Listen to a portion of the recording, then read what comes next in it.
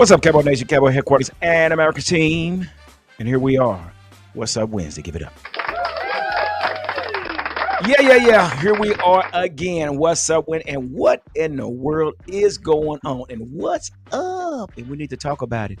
And before we get started, I got to bring two individuals on that's uh, always in the wings, waiting to bring some good content. And let's start off first of all with she should be on here. Let me bring it up here. I go. Bow, there she is. Fleabug's in the house. She'll be on here soon. And then we have our guy, Cowboys Corner. Give it up. What up, everybody? Oh, no. Are we doing the Vogue, really? The Vogue?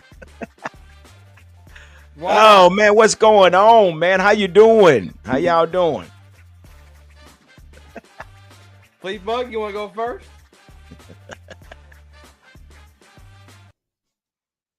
We can't hear you. Oh, is it me? Hold on, mate. No, it was me. I'm sorry. I was muted. Hi, everybody. I'm just here to say hi. I'm fixing to be in the background like I always am. Give it up for the moderator. I do want to speak on that game on Saturday, just real quick. Say that again. I said I just have something to say really quick about the game because I'm going to be in the background, and I'm sure y'all are going to talk about it. But everybody already knows, if you watch our show, our podcast, I am not a Dak fan, and I was really excited about Michael Parsons getting that sack at the end. Everybody wanted to make sure I knew that it wasn't really a sack. It was really like a day play. But I was excited. But I really want to say I was really impressed with Dak, how he played on Sunday. Yeah. Okay, we're gonna put a bookmark on that because we're gonna let you come back and talk about that because we definitely going to talk about. Yeah, we're gonna recap that game, man. I'm sure we all. I'm Cowboy Con. I know you got a lot of notes that you want to share with everybody because everybody wants to know what direction is this team going in. But before we do that, until everybody come in and we got people coming in. I see a couple of comments coming up. But let's get into some news that you can use, and then we'll roll right into it when everybody gets in so we can get the audience to chime in and tap in on what they think about the game, and then we'll jump into the preview of the Jets and the Cowboys game. So with that being said, well, you know what? I'm sorry. Hold on. Cowboys Corner, let's get back to you because she just came with that one and threw us off. How are you doing, Cowboys Corner?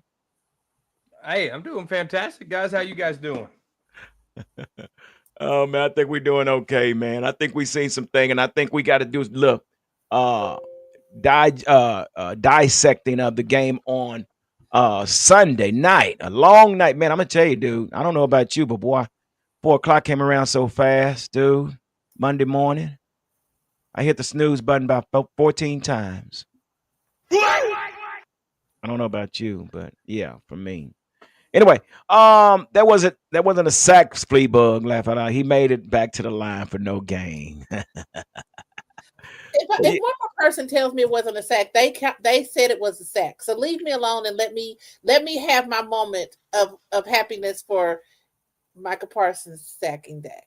I really wanted him to sack him like a couple of times, and I really wanted him when he sacked him to point up in that skybox at Jerry Jones. But that didn't happen. So hold on, Fleabug. What? You're gonna be happy for a player that didn't want to be in Dallas in the first place. No. We're not going to start that. We're not, and I'm not going to even go there with you because we'll talk about that on another day. We can jump on it now. It don't matter. Okay. This is barbershop talk. This is barbershop talk. When this happened, I did not nothing scripted here. So I didn't come on to the show. So I really have to say this. And you're not going to say that he did not want to be there. Let's not do that. Let's not do that. He did want to be there. Your owner was being, you know my language. Okay, let me butthole. Yeah, he was being a butthole because y'all know I have a sailor mouth when I get excited. So he was being a butthole. And he did not want to do right. He did not want to do. Now, what? Now, anybody who's playing in the NFL, what is the deal with you not wanting to deal with his daggone agent? Who in their right mind as a football player is not going to use their freaking agent? Come on, tell me. Would you be making deals without your agent? Do you make deals? Okay, so when your job offers you something, do you just accept it? Hell no, you're going to fight for what you want. And that's what he was doing. Every person has a right to do that. So let's not go there when he didn't want to be there, because he really did want to be there. And your owner is still being a butthole because he was making comments after the game on Sunday about Micah Parsons. And I mean, he's being a real butthole. So let's not even go there. Please. I'm already there.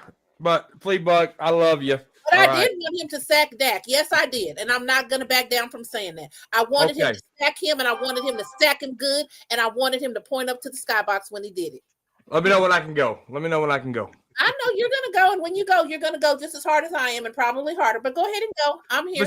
But when I go, Fleabug, I'm going to bring some facts to you, all right? And I'm not here to change your mind. So did I not bring facts that he didn't want, that Jerry Jones was trying to make him make a deal without his daggone agent? Come on, let's be for real. No, that's not a fact. I'll tell you what the fact is, okay? Okay, go ahead. The fact is, you're not the only one who has facts anyway. Let me know when I can go. Go. I'm fixing to mute because if I don't, I'm going to interrupt you. So go ahead. Okay.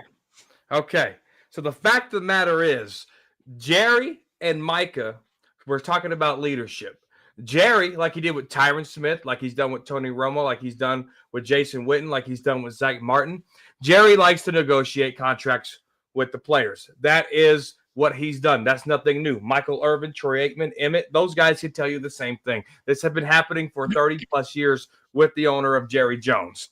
Micah sat there and negotiated a deal with not only Jerry, countered with Steven. So if you're not gonna, if you're gonna sit here, Fleabug, and tell me that he shouldn't use his agent, then why did he negotiate in the first place? He tried to do that with Dak Prescott. Dak Prescott cut him off immediately and said, "Talk to my agent." So Micah, they had a deal in place because Micah took it upon himself not to negotiate. Then you get to training camp, Fleabug. Micah says, "I'm not here for the owner. I'm here for my teammates." Not even a week later, he puts on Twitter a 3-page essay that how he does not want to be in Dallas anymore.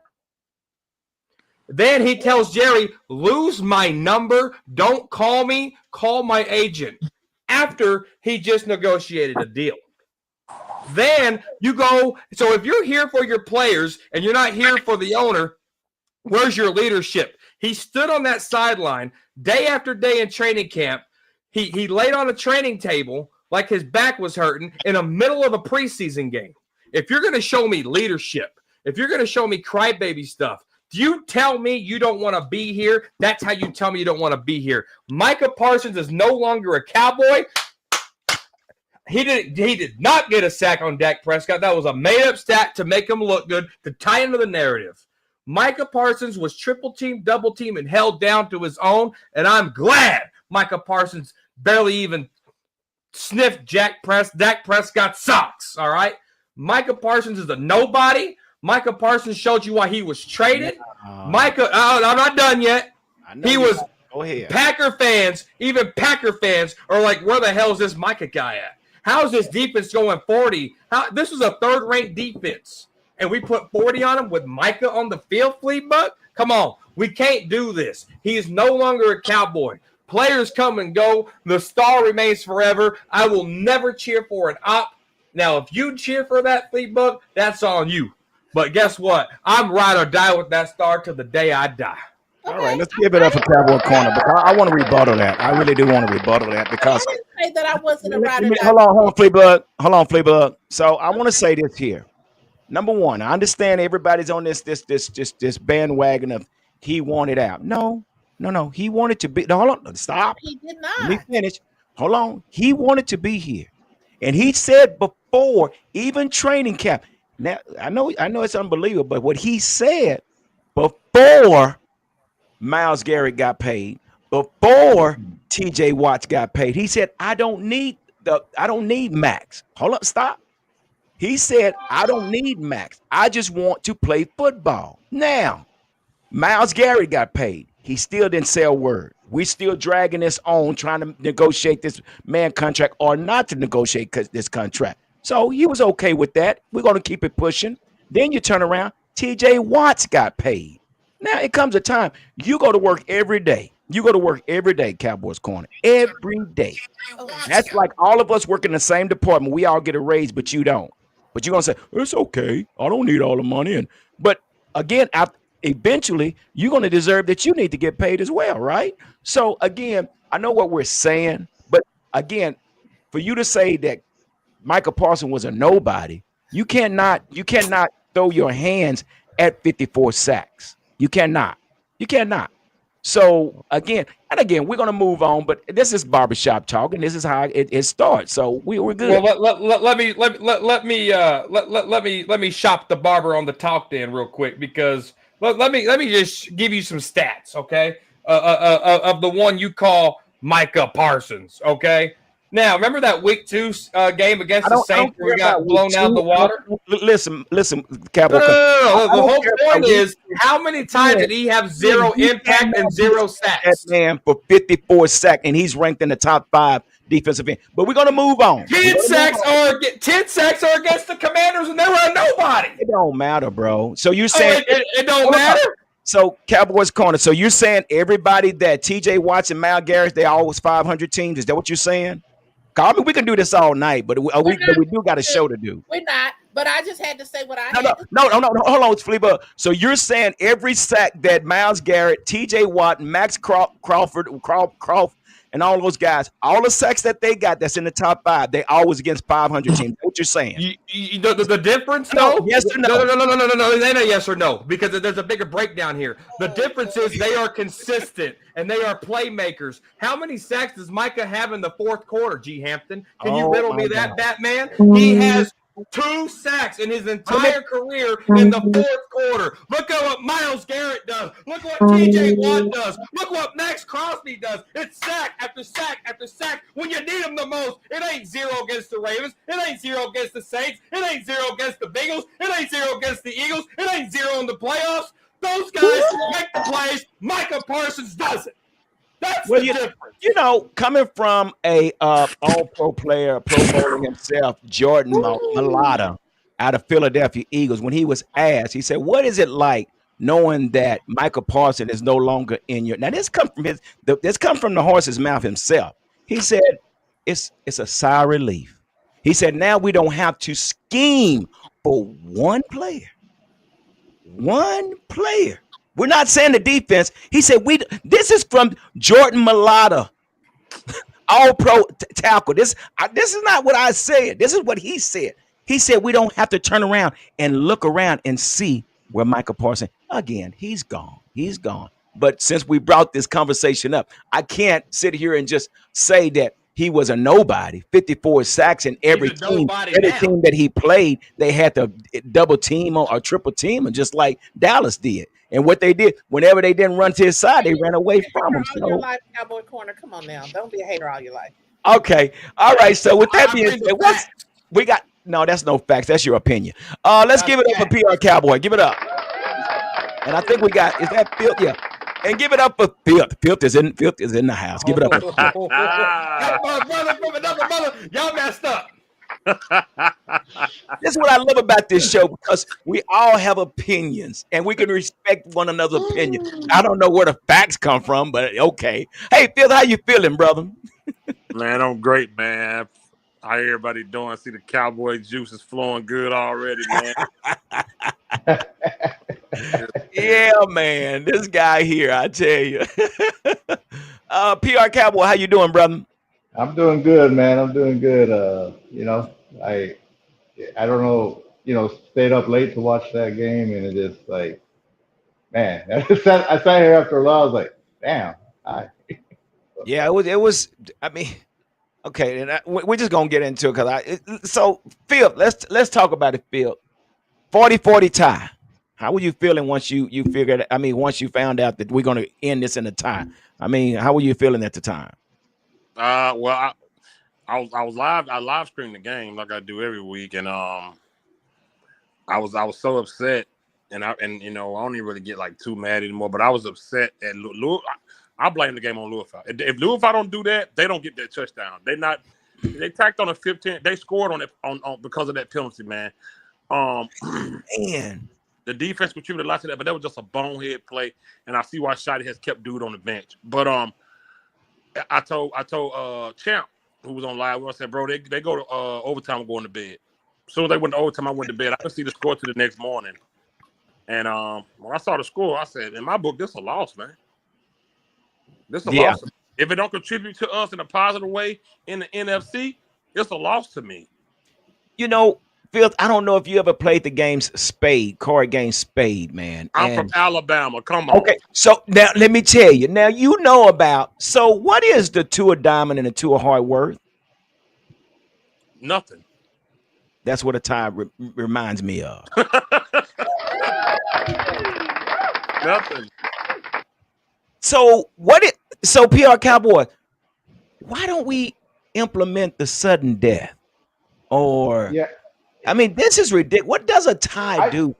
I thought what was the rule before was if the first team that got the ball, if you scored a touchdown first, then the game was over. I thought that rule was okay, even though you think it's not fair that the other team gets the ball, but you have to keep them from scoring a touchdown. I thought that rule was better than what we have now, letting both teams have it no matter what.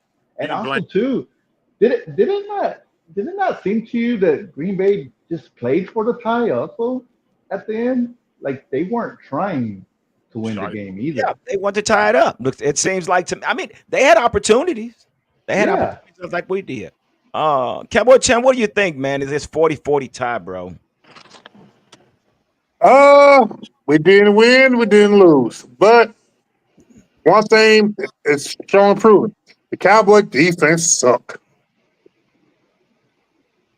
This defense suck. They suck our basketball through a straw. That's how bad this defense suck. Ever flush, he has to go. He does. I didn't call him ever flush. I call him ever flush because his defensive scheme is like flushing the toilet. Because I don't know if you saw the stat from NBC, but when he was the coordinator for the Colts, then the head coach for the Bears and the Cowboys, his passing defense was ranked no higher than 25th.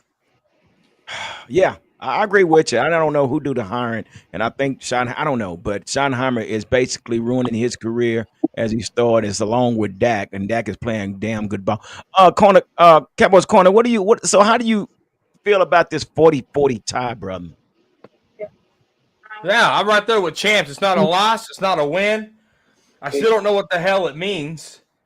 Space Cowboy put in the comment section, he broke down the tie. He said, essentially, let's say we were to go, what did he say? Tie games mean it counts as a half of the win, half of the loss, meaning a record of 7-5-1 is equivalent to a 7.5 to a 5.5 record tiebreaker. So it could go either way, right? So let's say we managed to win some more games, and I don't know. There's a bunch of background noise now. I don't know what's going on. Yeah, but is that you? Somebody got their TV up or something. Who is that? But this tie will only matter is if it benefits us at the end of the year somehow. If we can scrape up enough games to sniff anything of a playoffs, right? But this defense has to get right. If not, it's going to be a long, long season like it is now. I got us going 2-2 in the month of October. God. So I doubt that we have any chance of a playoffs, but that's where that tie would come into. So thanks for breaking that down, Space Cowboy Show. Yeah, good deal. Thanks, appreciate that, Mike. Ton, let's get Football Junkie in here. Football Junkie, what did you think about the 40? And I know you and I talked about this on the last show about the 40-40 ties. So you had mentioned something about this. You was the one that mentioned the sudden death. That would probably be more feasible than this. Everybody gets an opportunity.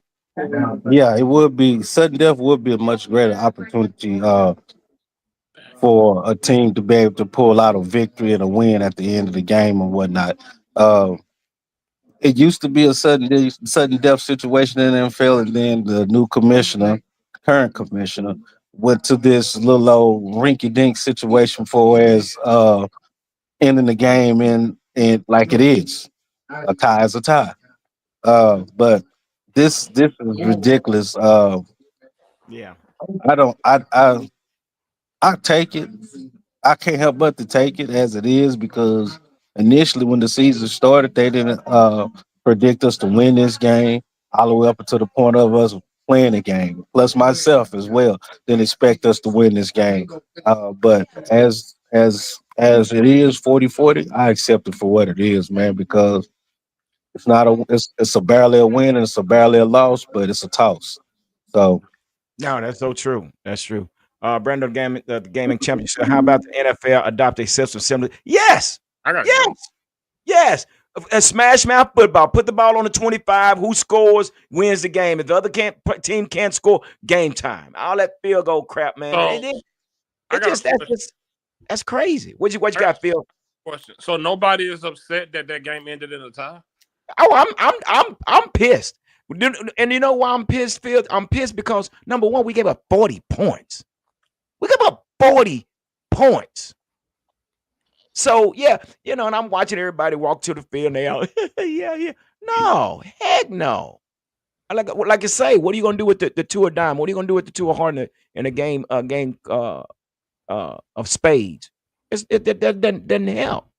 So yeah, I'm with you, Phil. But let me ask you this though, Phil. What about this defense, man? The defense seems like it's weighing down the offense.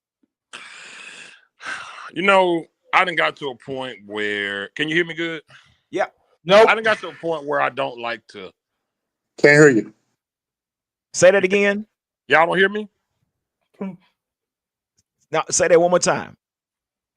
Am I going out? Yeah, I couldn't hear that last part. Say that again. I don't know. Are you going to the club? Can you hear me? Yes. Okay, what I said was, I said I'm to the point where I don't care about being right or wrong no more.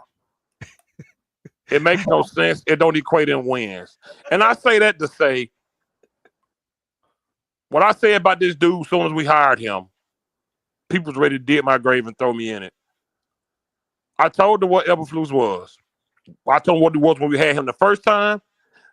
His success came from the players that he had in Indianapolis, and his lack of talent as a coach showed in Chicago. I don't know why they bring these type of coaches in. I'm not shocked. I said this already. I would have liked to have been proven wrong. I would have liked for him to come in and make me look like a fool, because that would have meant our defense would have been better. How you got the number one ranked offense and your defense at the bottom of the barrel? He's a bad coach. You know what his issue is? He don't adjust, and he's too stubborn to get away from that Tampa 2. Why? Because he ran it when he had players that can do it, and he don't know nothing else. The players we have, he don't got. I always say, when you play with the Dallas Cowboys, you got to already know how to play football, because they don't know how to coach players that need to be taught. And that's his issue. He got spoiled in Indianapolis with those guys he had up there, and he went to Chicago and crapped the bed. And that's why they fired him before he can cut his pumpkin pie last year in November. Yeah. Why are you bringing in a defensive coordinator that just got fired as a head coach? We did it with Dan Quinn. I was just about to say everybody can't do that, brother. Dan Quinn was already proven at that position. Yeah. Dan Quinn helped build players up. He didn't. Super Bowl winning defense coordinator. Everybody couldn't do it. Like we know he couldn't do it. Like we seen it. We seen it last year. And it's gonna be what it be until you start bringing other players. Listen, Trayvon Diggs, nah, he's a shell of himself. Will he be okay?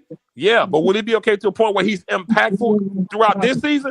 No. Your safeties, garbage. Malik Hooker, stay on the bench. So your defense, hold on, one more thing before I stop. Also, Diggy Zoo, why do we pay this man? You didn't see him in the game? See, and I'm really trying to not debate with you. That's why I'm staying away from it. I'm not. You got to watch Corner. Corner would draw you in. No, he can't. He can't, because I can light him up from June, from February to now. But I'm not. I'm not trying. This man called me at 7:00 this morning to talk about football. I'm really trying to be better. I'm really trying to be better. But they're gonna have this problem all year. I actually feel bad for the quarterback because at his age, I'm surprised through these few games how he's been playing. His last game against Green Bay, I don't think I've ever seen him play that good. The closest I see him play that good was that Seattle win we had. But other than that, I've never seen Dak play that good. And it's unfortunate that you got that defensive coordinator and them terrible players that can't help Yeah. that guy out, man. Yeah. So my question is to PR Cowboy. So let me ask, because now Phil just said something. He said something like, he mentioned Trayvon Diggs, but he also mentioned Matt Eberflus. So my question to you, PR Cowboy, is it the scheme or is it the players? What is the problem with this defense? I mean, you got to Because put it in a we did mixture. see, and I want to say this, we did see the players kind of pointing at each other. Where were you at? Damn, what y'all doing? Yeah, and you just see it all the time, right? Like, like they just look at each other. Where are you? And I think it's a mixture of both. I think it's a mixture of just, like I said, Eberflus, like you said, he just doesn't change. He's he's not changing. He's not, just the same thing. And I'm just sitting here. I'm just like, look at Schottenheimer. You're missing two offensive linemen on the offensive line, and you're putting up 40 Hold on points. 1 second, PR. Hey, Ton, I got you. Football junk, I got you muted because we can hear the TV in the background. So yeah, just that's so we can hear PR. Go ahead, PR. I'm sorry. Go ahead.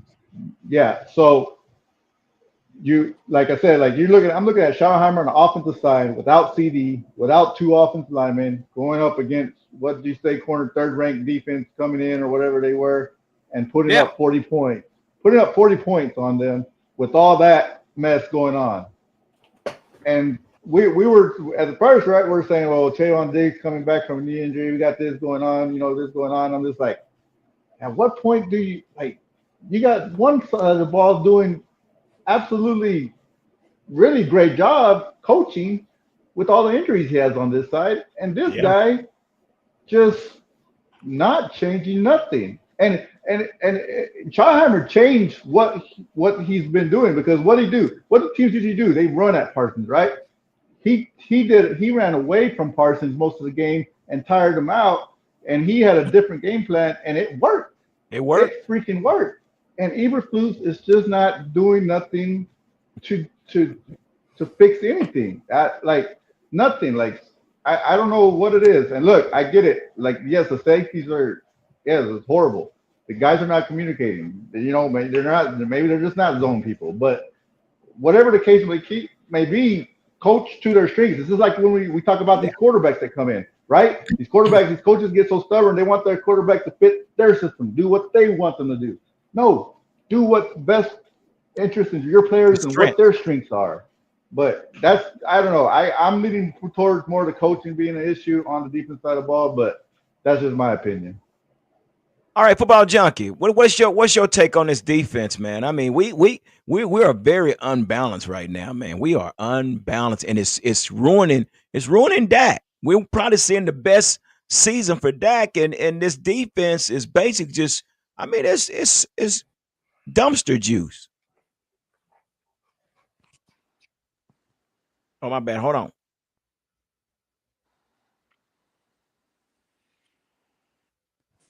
I mean, is it running Dak, or is it allowing Dak to have the MVP season that is worthy of him? Oh, MVP. Let me get out of here. I gotta go, y'all. Go ahead. No. Go So ahead. now explain yourself on that. And what I mean by that is, I seen at one time Jim Kelly carry the Buffalo Bills before the Buffalo Bills was able to be what they were. I watched Drew Bledsoe carry the New England Patriots before they became who they were. I watched numerous of teams. Barney Kozo with the Browns carry the Browns before they became a playoff team. I watched John Elway carry the Denver Broncos before the Denver Broncos became who they were. So is it ruining him? No, because it didn't ruin those guys, because they was just passing their asses off. They was in some pass happy situations, or they had a running game to help supplement the quarterback at the same time. That's the aid that is going to be able to give Dak some sustainability is Javonte Williams being able to continue to consistently run the ball like he's doing. At the moment, the best defense we're gonna have right now is our offense being the defense and the offense at the same time until some of these injured veteran players start trickling back in. Um, will that change Eberfluz's mentality and his approach to the game? I really don't think so. Because like I said at the beginning of the season, before the season start, Eberflus is. I hope he don't come over here to Dallas with what he left Chicago with. Because if he do, we're in for a long season on defense. And now it's showing testament that Eberflus has brought that Chicago narrative over here as a defensive coordinator, the same way he was as a head coach. Do I believe in Eberflus right now? No, because the defense is atrocious. So you're saying even if they have a losing season, he can still get MVP. I think. Yeah, you can. You can. You can have a losing season and still get league MVP. You can. But I don't think that's what they're. I don't know, Cowboy Corner. I don't know if that's what the plan is for the Cowboys. I don't know. What do you think? What the plan of That's what? the plan, but it can happen. Okay, it's not the plan, but you're saying that it could happen that we lose, but Dak can still become the MVP. Yeah, I can see that. I thought you were saying it was planned, but yeah, it's possible. But I'm what I'm saying, Cowboys Corner. It would be drastic to see this man play this well, and we don't win 6 games. Well, he's playing well right now, right? And you got to give him credit where credit's due. Well, we're talking about Dak Prescott here, and I've gave Dak Prescott credit in 2023 when CeeDee Lamb had 1,700 yards and everything was clicking and this, that, and the third, and then he goes in his own where he was 16-0 and lays a big goose egg. So I've seen Dak Prescott play good, and then crumble when it really matters. So that I've been calling Dak Prescott the regular season MVP for 4 years now. So this right here, I've never seen him play at a level statistically like he's playing. Yeah. But it's still, we still got to understand that this is still Rain Dakota Prescott at the end of the day. And there's going to be a game, the Broncos game 4 years ago, the Raiders game 4 years ago, the Chiefs game 4 years ago, the Packers game in 2023. There's going to be games where he has this deer in the headlight look. We've seen this show before, and right now we're at the climax of it. It's going to come down. He's going to come back to earth, but he's going to get back on track. That's just how Dak is. So, and I know we've been seeing this, but I think the last time we seen Dak be really, really good was up under Scott Linehan when he first came in. He run RPO. He was, I mean, he came in lightening up. So, PR Cowboy, let me ask you this then. Is it possible that this scheme fits better for Dak? I mean, he's getting rid of the ball within 2.5 seconds. Could this be a perfect scheme for Dak, or again, like Corner say, he's due to fall off and things will probably crumble later on? I mean, we've like he said, you're right, and most of the time when we've seen him fall off is postseason time, right? It's Yeah. postseason time where he falls off. He still plays well November, December, stuff like that. We might not even get to see that point. He might play this level all year, and we might not get to see that Dak in the postseason where he gets to crumble. We just, be putting up 35 points a game, but we're going to give up 40 points a game. We're going to lose games. So we might not even see that point. But as far as the scheme, he has what we said at the beginning of the year. He has a run game. Give the guy a run game, right? He's going to be better. We've seen him better with the run game. We've seen him, we added Pickens, another weapon to go with them. It really, now I'm just going to be honest, it surprised me Sunday night how he played just with George Pickens as his primary receiver and without CD. I really wasn't expecting that. I expected what we saw in that first quarter of the game, how they just weren't moving. I expected that all game long. And something changed. Schottenheimer found something, and it worked. And that's where the coaching comes in on these on when you have to overcome this stuff. And I think, like I said, I think it's a combination of the skim and like I said, a combination of him just looking healthier this year. With the way Yeah. he's running by himself, you saw him running to the end zone. When's the last time we see him take off like that, right? With and I think it's like I said, I think it's a big part of the running game that Schottenheimer's brought to this offense, and they're able to run that ball and keep the defense where the defense you can't just you know take this guy away and stop the run. So it's a multiple of that, I think, and like I said, but it kind of reminds me of remember what we had this time with Romo, right, where he was putting up 30 something points a game and the Put that defense was back up, just giving moderator. up that much. So Yeah. I think that's where it kind of reminds me too of just like, damn, we got an offense that can put up this many points, but we just can't stop nobody. And because of him, we're in games, and it sucks to see, It sucks. Yeah, it but does. that's just where we're at. Yeah, you're right. I agree with you. So, Space Cowboy Show says Dak Prescott is playing better because Shotty has easy buttons and a run game that is making third down more manageable. That's good. Excuse me. The other thing is we are seeing the run game. God, football junk. I think that's the game change. You can take it down now, moderator, please. Yeah, I that's think the that game is changer. that's the game changer because I'm gonna tell y'all something. When I saw this guy come out on the field in number 33. I'm like, wait a minute, they must don't know the history of the Cowboys because you just don't give 33 to anybody. But I don't know, man. This guy here, what you think, Cowboy? I mean, what do you think, Cowboy, football junkie? Yeah, the run. That's that. The run game is far more better than it has been the last few years. At this point, right now, of the juncture of the season, uh, and Williams is really holding his head up high the way he's running the ball, and I give a lot of kudos to him for what he's doing because it really does make the play calling easier for Dak and what you're able to have in various different situations and whatnot, according to what your field position is on a down to down basis. Shotty is doing a good job of it. And the thing about it, what I will say about Shotty is the time that he has spent with Dak Prescott, he better know how to use that dude. Yeah, He he's better doing know how to use that dude because how you gonna be on the sideline with a person for X amount of years and you don't understand uh what makes him flow as a quarterback? Uh the way Shotty is calling the game compared to McCarthy, it's night and day. It really is because he's really getting the best out of Dak Prescott. Because when you look at the start of the season last year compared to the start of the season now, uh, plus the running game, and the the offensive line looks a lot better than it did at the beginning of last season compared to right now.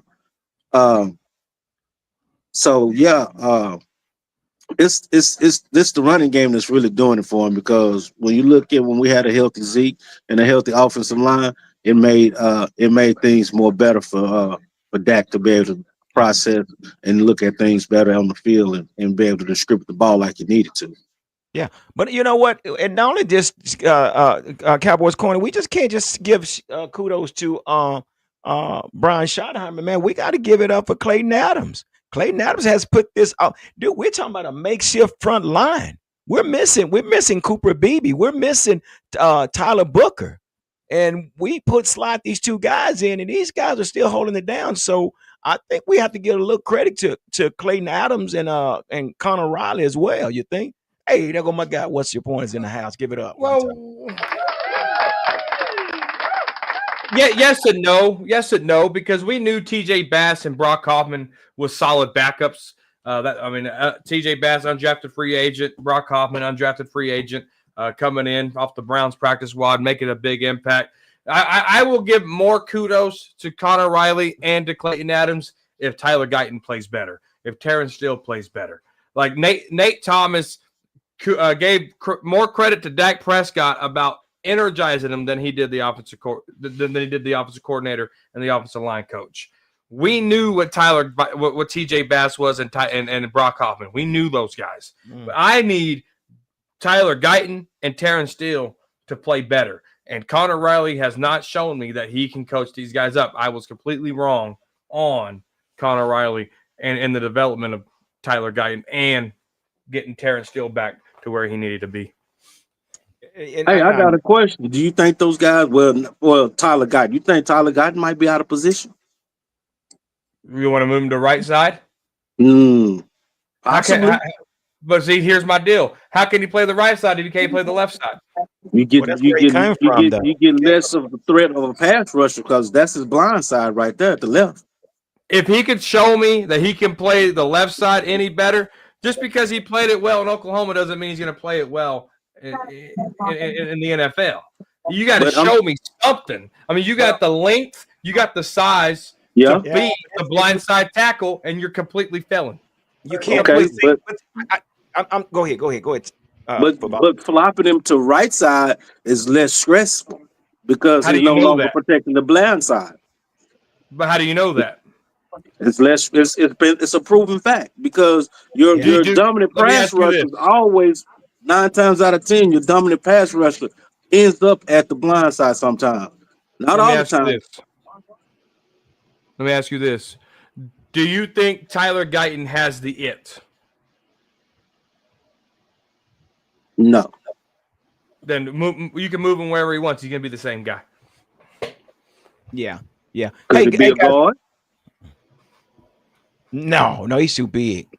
Let me say that we're going to go to channel identification right after this. But let me say this here, man. As far as being a part of the NFL and watching a kid come through there and watch, you cannot move a right tackle to left tackle. It's a different technique. It's a different environment. It's a different Tyron game. Smith did it. Who? Tyron Smith did it. He went from guard to tackle on the same side. He went from right tackle his rookie year to left tackle. No. So he played right tackle. Okay, right tackle. But went to left tackle. Again, we're talking about Tyler Smith, and we see where he is right now. This guy right here, and it's been told also again. No, not Tyler. Tyron Smith. I'm not going to debate with this guy. But anyway, welcome to the Cowboys Huddle podcast, your go-to spot for all things Dallas Cowboys. Whether it's breaking news, game day updates, insider rumors, or honest fan takes, we've got you covered. We're diving deep into the star every week, bringing you the latest and the loudest from Cowboys Nation. So hit that subscribe button, buckle up, and let's ride with America's team. Our moderator said we have to stop.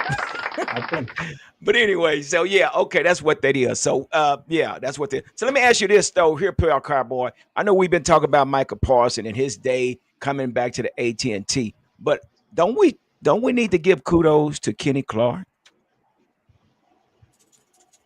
Yeah. I mean, the run game. Go ahead. I'm sorry. Go ahead. Yeah, exactly. We brought him into, and the run game defense has been better. Like, yes, there are some gashes there and once in a while there, but it's not like it was before. But now the problem is the pass defense now. But I give him kudos. I love Kenny Clark. I like what he's brought to the interior of the defensive line. And look, like I said, if you're on the fence of yes with Micah, we should have. And I've told you, G, my standpoint for the last couple of years. I thought we should have. I was on the fence. I said we should have traded him. I just wish it was done at a different timing or whatever the case may be. But like you said, I'm good with it. I gotta give him love. I gotta give the guy love for what he's come in and he stepped it. And look, he's a veteran guy on that defensive line of young guys, right? So that's the other thing that's not just him playing, like he's a veteran guy that's playing with a bunch of young guys, so he can bring some of that leadership to those guys on the defensive line. So yes, I give him love. And back to the Tyler Guyton deal, just real quick. It's not even worrying me that if he can get better or not. Now the worrisome is, can he stay healthy to even play now? Because now he's in concussion protocol again. How many times have we seen him injured already in his young career? I think that's more the worrisome now. Is he going to ever just be able to stay on the field? Yeah, he's on concussion protocol right now. Well, something that Yeah, they didn't practice today. But yeah. let's move forward into the preview of the Jets and the Cowboys, man. And I put on there that it's possible that Fields could be a pose a threat for the Cowboys. Cowboys, kind of, what do you think? Any quarterback will pose a threat yes, against this defense. yes, yes, So, yeah. and what I mean, I guess we're all can agree that we're talking about with his legs. Number one, with his legs and with this Oh, defense. he's gonna look like Joe Montana, like that's what they're gonna make him look like because we know what he can do with his legs. You want to force the guy to throw the ball, but if we do that, I mean, they're gonna make him look like he's Joe Montana out there just throwing the rock. And I had said this too. I said, every team that comes in here to play this defense is basically going to build their confidence off our defense. But with that being said, so football junkie. So do you think that Justin Field can pose a threat for this Cowboys defense, and why do you think so, and how would that go about? Yeah, he poses a threat because he's mobile. Mm, mm, That's the mm. biggest problem of the scenario. Justin Fields posed a big threat to the Cowboys defense. But far as just his consistency as a passer, no. Uh, we're probably gonna see a heavy dose of a bunch of play action plays and Bryce Bell. Mhm. That's what we're gonna see a lot of. They have some quality wide receivers over Brees Hall. They got Brees Hall and some quality wide receivers over there at with the Jets. Yeah, they can be they can be a problem. With Everflus, everybody's a problem. But we thought this was going to be the game that we could probably notch under our belt as a win. I thought. I mean, are we saying that it's a possibility? Everybody's a threat week by week, man. Every week is a problem. With this defense, it's a problem every week. I I don't thought care we who we knocked. play. I thought we knocked. I We thought can we. play North Crowley. We can play North Crowley. We can play Duncanville. We can play DeSoto. It's a problem, bro. I thought we Matter of fact, notched the I'm Bears not as a gonna even win. stoop A that low. win. We can play North Texas and it's going UNT. It's a problem. What was that, PR Cowboy? We thought the Bears was going to be a notch win in their belt, and that didn't. After that, I just like you said, I think every game's going to be a battle this year because of our defense. I don't see a game that we can win by more than 2 scores, and just have an easy one. It Come just on, not man. the way. Now look. And I'm always the one that always like, man, you know what? We want to see what your team is doing late October, November, right? Because usually that's when you start getting your legs under you and you start seeing the real you, right?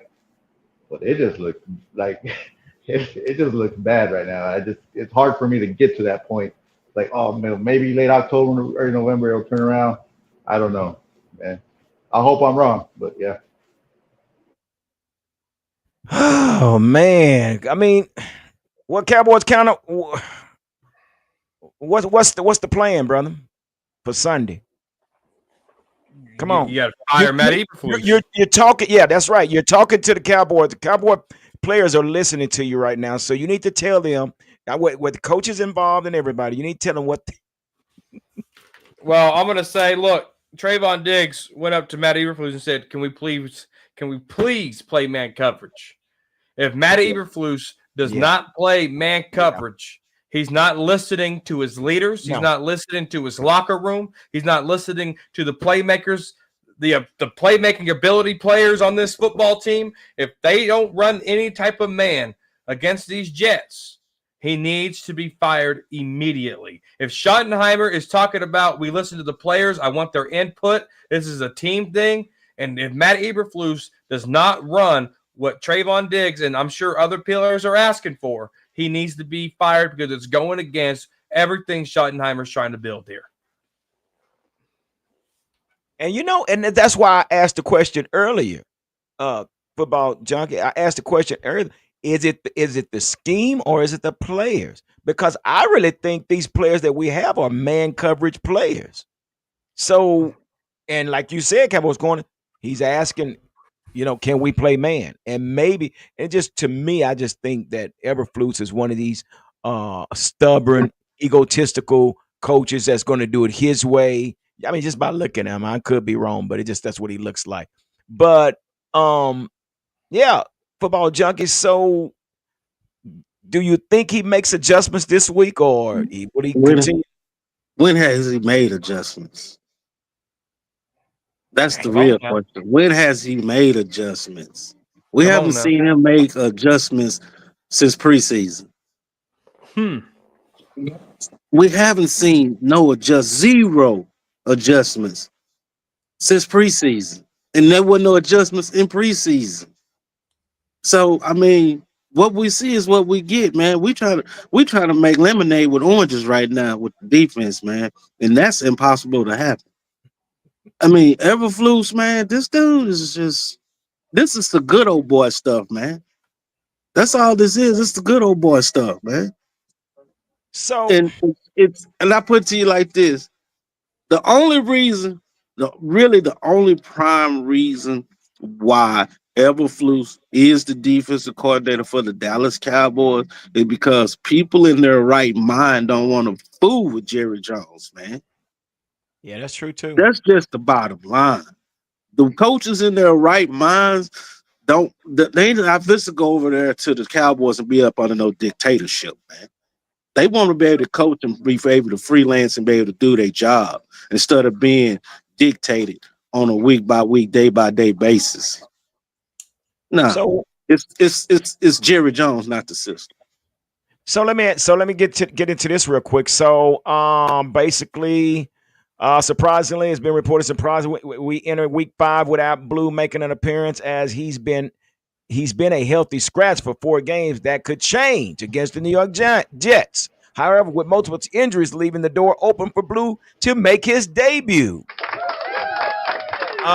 So it's never good to lose a player, but this could probably give him the opportunity to play this Sunday, Cowboys corner. So is it that the guy just can't get the plays, or is the playbook too complicated, or what is going on with Jaden Blue that he's not on the field?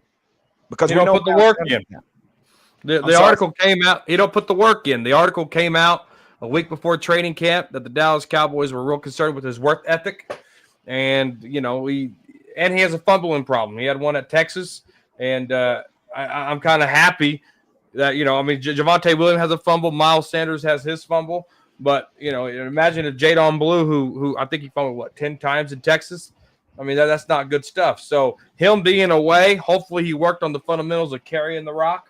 He protects the rock because he will get his opportunity against the Jets. I've seen the same report. It's pointed that direction, and he's only played 1 preseason game, so he's been out of football since last year. Coming in here, 1 preseason game. I think he only played 2 quarters or whatever it was, but hopefully he can get his feet underneath him pretty quick because we're definitely going to need him to put up 40 points every game. Mm-hmm.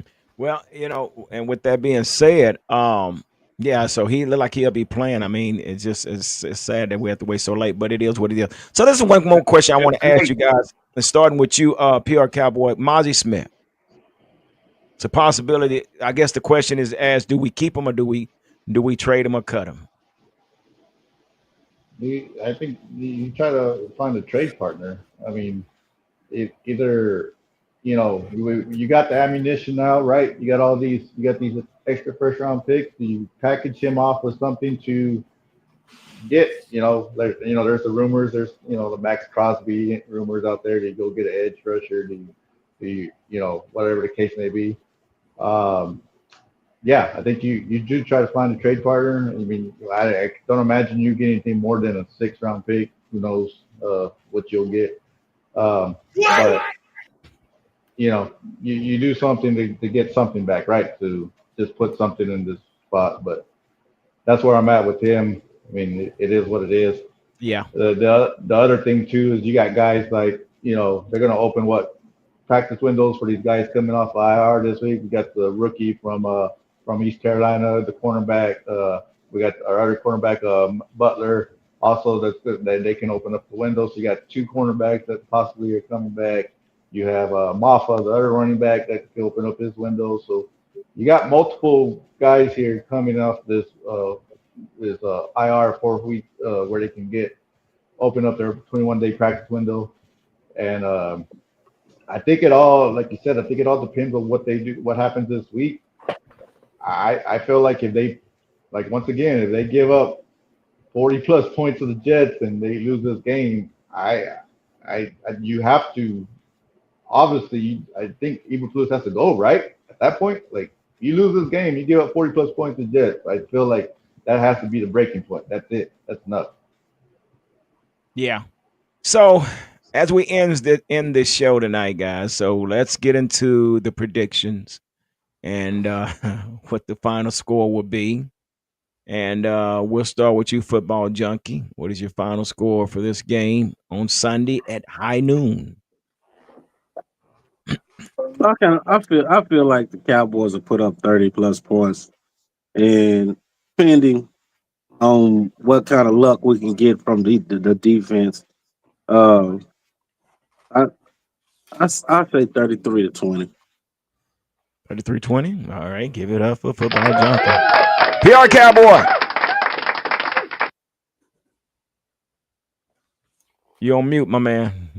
I think similar, but 35-27 be my guess. There's some questions still with possibly Tyler Smith not playing. He's dealing with a knee injury. You got Guyton. You got more injuries on the offense, but well, it's more for Schottenheimer to see what he can do and still put some points up. But yeah, I think they can still put up 35 in this game. Yeah, well, I think we can put the points up. We just can't give up 36. Cowboys Corner. You putting it together. So what are your predictions? Yeah, well, first of all, I want to give a shout out to Mike for the super chat and Pack Attack here for the super chat as well, sharing the live stream and getting you guys some love too. He said defense, Packers defense played their worst, Cowboys offense played their best. Tie. Yeah, absolutely. He's a Packers fan, so GG's to you, Pack Attack. Thank you for the love and support. But my score prediction: 41-40 Cowboys. Stop! Oh my God. Another 41, another 40 burger. Dang! Another 40 burger, and we give up another 40 points again. Dude, if we stay on this pace, we're gonna give up over 500 points within 8 games. We can't keep doing this. No, give me something else, Cowboy. We gonna give up 40 points again? Oh yeah. Oh my. That'll surely give Eberflus fire. Jerry will fire Eberflus behind that. What have they show? What have the defense showed you that they can? I mean, look, the Giants scored 37. The Packers scored 40. You know what I'm saying? 31. The Bears. I mean, what do we hold the Eagles to? 24. What was it? I can't remember. Yeah, 24, 21, I believe. Oh yeah, they're ranked 32nd for a reason. You just don't flip a switch and they're better. Bro, we can't. I mean, I'm looking at this offense and I'm, like I say, watching Dak do what he's doing his thing, man. I'm like, damn, Dak is, man, put on a show, man. I mean, and then it could be 50, Aaron. You're right. It could be 50. Yeah.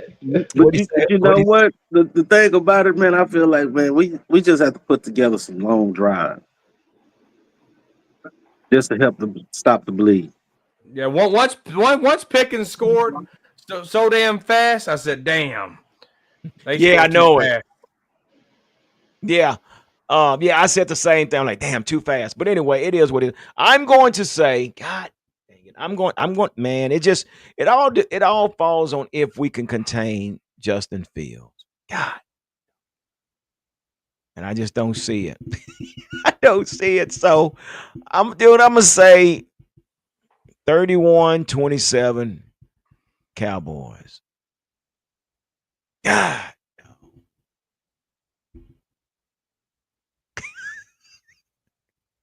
anyway, folks, thank y'all for stopping by. I know we're all still in disbelief. I know it. This is ridiculous, man. It's defense. This is going to be another Mike Nolan season, y'all. It's going to be another Mike Nolan season. It's worse. It's worse. And Hey, I agree. It's worse. But the thing I about totally agree. It's worse. Quick, we cannot fire Eberflus. Who you going to get to come in? That's what I was just thinking.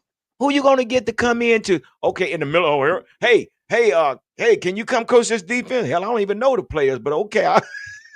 So if Eberflus got Jerry by the gonads. Damn. He got him. We stuck with Eberflus throughout the season because I mean, you can't this is what Jerry is wanting right here. I ain't gonna say that is wanting, but it's feast and famine right now because when you look at what we have for as draft placement for the 2026 draft placement in the NFL draft, and he's gonna go defense heavy. They're gonna go defense heavy. We've been trying that we tried it with Monzy. We tried it with Charleston, Taco Charlton. None of that worked. And none of it worked. Yeah, they can't draft defensive players in the first round. They're gonna fuck it up. They're Morris terrible. Claiborne. They're terrible. Yeah. Terrence Newman. Hell, even their second round draft picks are terrible. Outside of Trayvon Diggs. So let me say this here, man. And it's two things that I thought when I say one thing we needed to create a run game, in which we've done that. I say we also need to be able to take away the run, stop the run. We've been doing that pretty good. But damn, this back end of the defenses, man, is going to kill us. It's going to kill us. And like you say, all they have to do is Eberflus need to change up and run some man coverages. I mean, these guys are athletic enough. And we even saw the $92 million man, Deron Bland. You got him playing in coverage, and he gets beat. You know, that's not his thing. He likes to press up on the line. Yeah, what you got, Cowboy? Aaron Hingle's asking me a question. What do you got? Now, I'm going to answer this way, all right? Is a frog's ass watertight? Yes, it is. So my answer is yes. Hey, I put it to you like this. Didn't say yes. Why you just say yes? He just say, man. Hey, hey. That's Cowboys corner, boy. I tell you. Say, man. Hey, I can't even say what I want to say, man. You gotta like. Oh my God. On the real, man, I really think Eberflus thinks that these players that's injured on defense is going to trickle in and save the day. No. I'm okay. I said we're going to house money is out the door, man. He can't play with house money no more. It's gone. Listen, I'm going to tell you who needs to go. Kaiir Elam, get out. Get preseason warrior. How in the world you gonna be a man press and you just open up? What? Twice? He got lit up twice. Get him off the field. See, now that's what I say about this. A lot of these players we have on this team, I call them independent contractors. But we got a lot of players on 1 year and 2 year contracts, and they have no idea about playing with the Cowboys. It's just a job. It's just a job. And that's what we're doing. But Kaiir Elam, Dante Fowler, where is he? Where is Dante Fowler? You know what I mean? Who else we got out there? Kenny Murray Jr. I mean, Jack Sanborn. All these 1 year contract play. I say let the rookies play. Let the rookies play. Let Louisville play. Let the youngster let your guy Damone Clark play. Why are you bringing all these? Yeah, that's right. What's your point? Said Jack Sam needs to be a rotator. He's too slow. He's too slow. He was a backup in Chicago. He's a backup. So why wouldn't you just let your rookies play? Let them play. But you got all these 1 year contract players on this team, man, and I call them independent contractors, and that's where we are. But anyway, guys, we're gonna stop right there. Damn, we'll be here all night. But again, man, thank y'all for stopping by the Cowboys Huddle Podcast. We want to give a big shout out to Cowboys Corner, Football Junkie, and this is what we do on Wednesday night. What's Up Wednesday? We put the link in the comments if you want to come on and share your thoughts and your you'll chime in on what our Cowboys, you're more than welcome. What's up? What's your point next week? Looking for you to come on with us, brother. What you got, Cowboys Corner? I know. Appreciate everyone on the Cowboys Corner side that came in and showed love to What's Up Wednesdays. G Hampton, PR Appreciate Cowboy. you. I always forget your name down here. Football Remind junkie. me of your name. Football junkie. Yes, sir. Appreciate you. Well, thanks, Cowboy Corner. The people that are in the corner, I appreciate you coming on to What's Up Wednesday. All right. With that being said, we're out. Deuces.